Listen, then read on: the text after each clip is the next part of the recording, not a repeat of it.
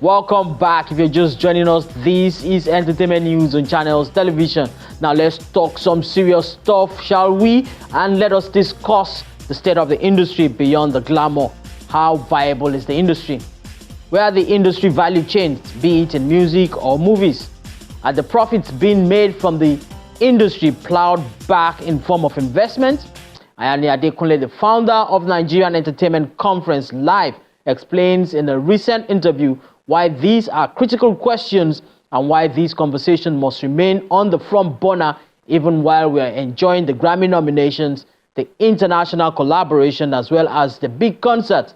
He's fueling that conversation with the upcoming NECLIVE event this weekend, which will feature carefully selected industry practitioners. Take a listen. So people came to NECLIVE every year to complain about distribution and touring and payments and all of that. But by 2019, 2020, I could see that most of the problems that bothered me the day in 2013 when I thought of the concept of NECLIVE, the problems were gone. Wizkid is as global a talent, a superstar as any talent from anywhere in the world. Burna Boy is, Davido is, right? We have bona fide global stars. We have labels that are, I mean, look at the Maven UMG deal. We've built platforms, and then we've built a film industry that is now respected, acknowledged globally. So you could see all the old problems had been solved. You could pick out songwriters or producers. It's not where you want it to be. I mean, I'm not a fan of the categorization that we have from, say, the Grammys and so on and so forth. There's a lot of things that need to be changed, but the problems of 2013 had been solved largely. By 2021, we said, let's take a step back. Let's research. We commissioned a report in 2021 that we put everywhere, just to say this is the state of the industry in Africa. And we saw that the problems that were now arising are even more dangerous than the ones of 2013. Because now, we are now being plugged into the global ecosystem. But are we on the table, participating in the menu, in the meal, or are we the meal on the table? The publishing rights, where do they sit? The IPs, where do they sit? Who is making money when Burna Boy succeeds?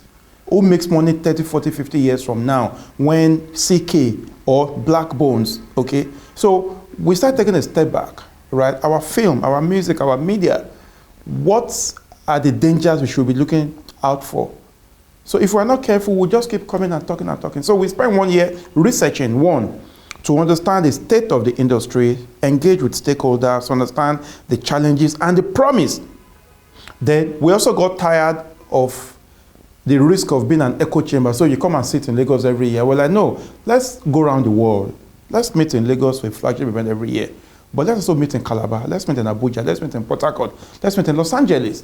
We'll be meeting with Beyonce's father, Matthew Knowles, very, very kind, very nice man who's met with us. We've taken meetings and we're discussing the possibility of doing proper workshops with him. How did you build the Destiny's Child? What were the mistakes that you made? What did you learn? What do people back home need to learn? We're discussing with him. You'll hear one day, if all things work right, that we're going to announce that Beyonce's father is facilitating a workshop for NECLIVE in Los Angeles. Or we're bringing them to Lagos to come and spend 1 week in a boot camp with emerging talent. We're doing all of those things where we're thinking this industry from Nigeria, which is global to an extent right now, but which can be more mainstream. What do we need to do? We want America to understand these discussions. The future of the creative economy, it sounds basic that everybody should know, is content. Hollywood is content. You can do everything if you build on content, whether you want to set agenda for governance and for politics and for policy, whether you want to influence young people, whether you want to educate. Content. So if you take the comedians on Instagram and on TikTok, the so-called skit makers, they are doing wonders. If you go to Nollywood, I was telling someone earlier that we like to criticize Nollywood, but they are working wonders in the absence of the right structures. Where do you go to get trained to be a film writer, to be a cinematographer? Most people are self-taught. To be an actor, I was watching a David Oyelowo interview. He said he went to Lambda and his son is there. You get that kind of training, you know you can go anywhere in the world and kick ass. We don't have that here. So you can see, for me, that big idea is content. But what do we do with the content? It's blocked. How do we package it? How do we distribute it? How do we monetize it? How do we own it? That's it. I'm one of those I like to encourage people who have made money from entertainment to invest back in it. I used to be a music journalist. I now run a communications business. I started my business with zero capital. All the money I've made, I've poured back in. I've been able to build the kind of business I have because I keep reinvesting. Why do I want to make the real estate boom when I am not a real estate business? If I invest back enough and I get my dividends and my profit, I can invest it in real estate, right? So I'm one of those that encourage comedians, actors that yes, build your family office, try and build your wealth, but let it be a percentage of what you make. The percentage of what you make should go back into this business that's bringing this money. It's just common sense. Have you seen enough of that? And there is not enough of that. I keep encouraging them. You know, you train your voice, you take care of your body, you invest in talent in that industry, in stuff.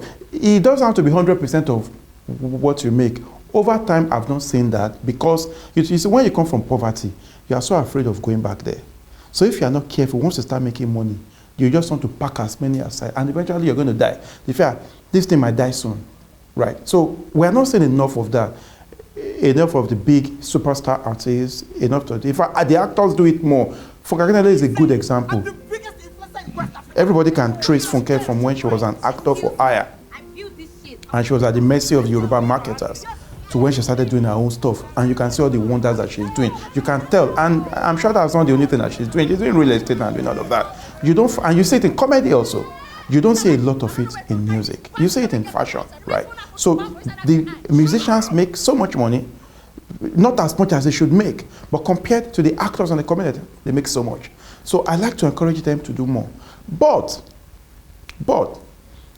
the artists can't just put their money and invest. They are not experts at investing. So you need the investment bankers to actually show that this space is viable.